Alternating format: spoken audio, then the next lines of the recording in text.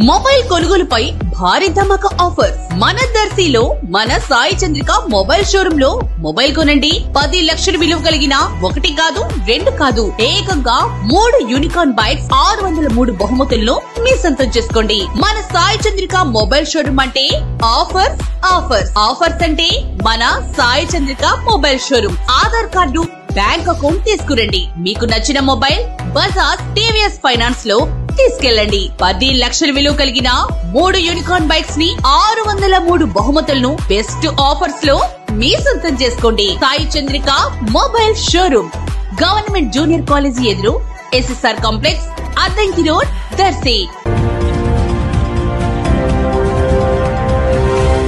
మన దర్శి వార్తలు ప్రేక్షకులకు నమస్కారం।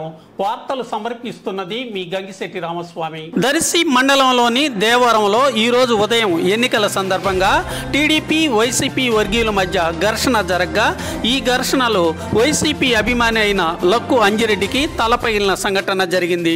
ఇటువంటి పరిస్థితి నెలకొన్న తరుణంలో టీడీపీ నాయకుడు కడియాల లలిత సాగర్ దేవరమును సందర్శించినట్లుగాను గ్రామస్తుల మధ్య వాగ్వివాదం జరిగినట్లుగాను అక్కడ పరిస్థితులు కనిపిస్తున్నాయి।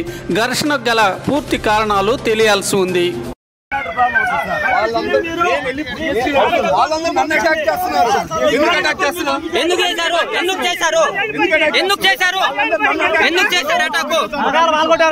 తలకాయ పగలగొట్టారు, దానికి రెస్పాన్సిబిలిటీ ఎవరు?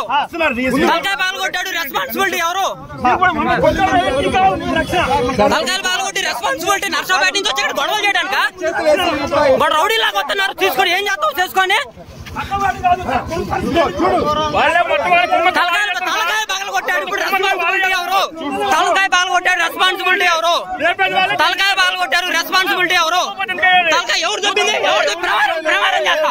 నేను దొబ్బాను అంటే ప్రమాణం చేస్తా, ఎవరు దిగురా ప్రమాణం చేస్తా, ప్రమాణం చేస్తా, తీసుకోరా ప్రమాణం చేస్తా। నేను దొబ్బాను అంటే ప్రమాణం చేస్తా, ఎవరో తీసుకుంటండి।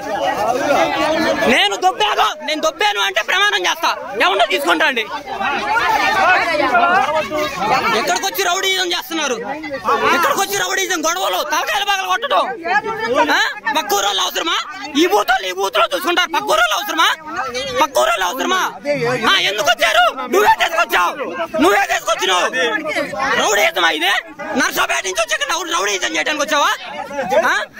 పక్కూరోళ్ళు ఎక్కడికి వచ్చి రౌడీజం చేయడానికి వచ్చావా? మీరు వెళ్ళడానికి లేదు, పోలీస్ ఫోర్స్ వచ్చే వరకు వెళ్ళడానికి లేదు, పోలీస్ వచ్చే వరకు బూత్ లోకి వెళ్ళడానికి లేదు, పోలీసులు వచ్చి ప్రశాంతంగా ఓటింగ్ జరిగే వరకు ఎవడో బూత్